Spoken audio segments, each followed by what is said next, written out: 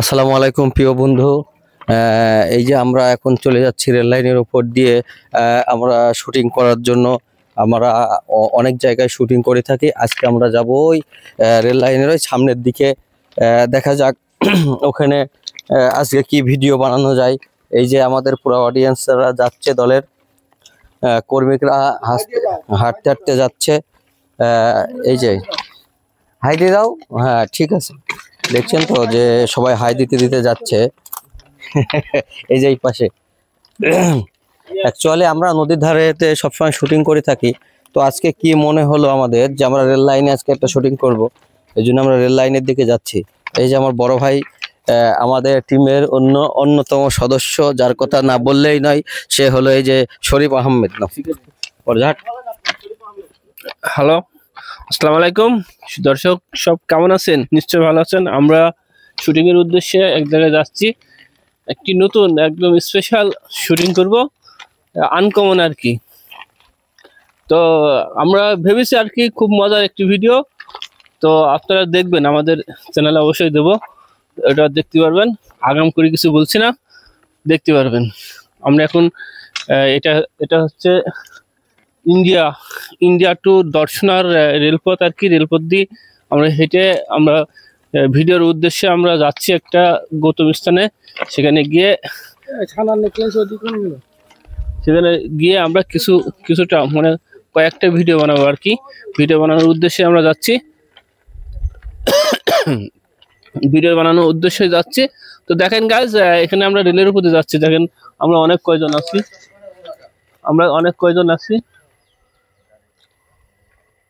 অনেক কয়জনই আছি।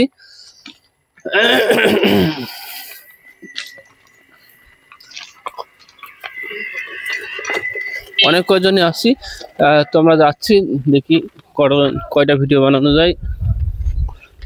ভিডিও বানানোর উদ্দেশ্যে যাচ্ছি। তো গাইস, আমরা আরো কয়েকজন আছে। এই যে শান্ত, কথা বল।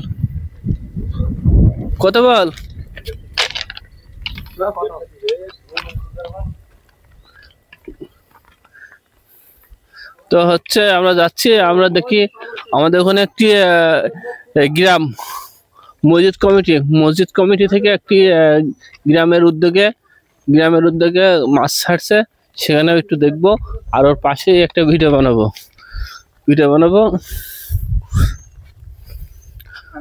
যাচ্ছি, আপনারা দেখতে থাকেন।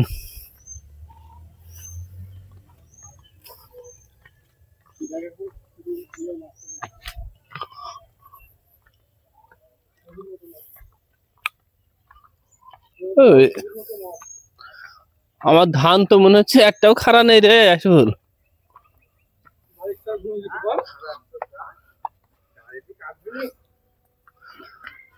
কি ক্ষতি গো, আমার ধান তো সব পড়ে গেছে।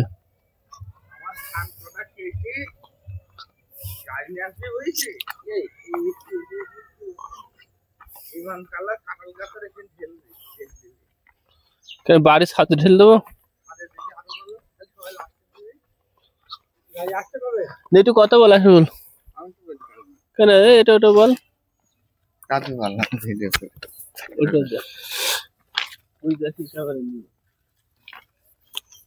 হ্যাঁ গায়েস, এই দিগন্ত জোড়া মাঠ, সে কবি জসিমউদ্দিনের নকশি কাঁথার মাঠের মতোই একদম সবুজে ছায়া, দেখতে এত সুন্দর লাগছে তো কল্পনাও করা যায় না।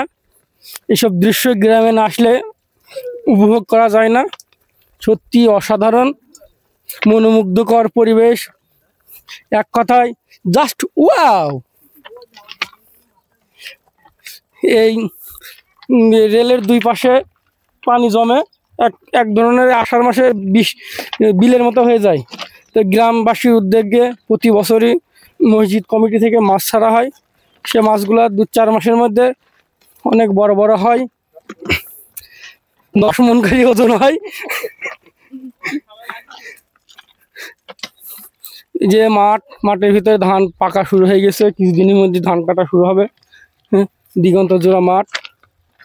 আর এই যে বাংলাদেশের বিখ্যাত ব্ল্যাক বেঙ্গল ছাগল একমাত্র চুয়াডাঙ্গাতেই পাওয়া যায়। আর এই যে মেকআপ ম্যান যাচ্ছে না, মেকআপ ম্যান কিছু বলো। হ্যালো গাইস, আমাদের এখন নতুন একটা ভিডিও হবে। সে নতুন ভিডিওর জন্য আমরা সব রেডি হচ্ছে, কন্টেন্ট পার্টিরা সব সামনের দিকে আগাচ্ছে। তো আপনারা যে যেখান থেকে আমাদের ভিডিওগুলো দেখবেন সেখান থেকে আমাদের ভিডিওগুলো একটু লাইক কমেন্ট শেয়ার করবেন। আর কিছু আমার রাজু মামা বলবে এখন। রাজু মামা, না তুমি কিছু বলে দাও।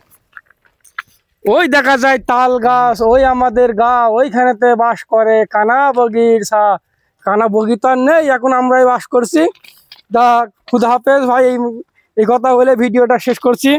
ভালো লাগলে লাইক করবেন, সাবস্ক্রাইব করবেন, চ্যানেলটিকে বহুদূর এগিয়ে নিয়ে যাবেন। খুদা হাফেজ।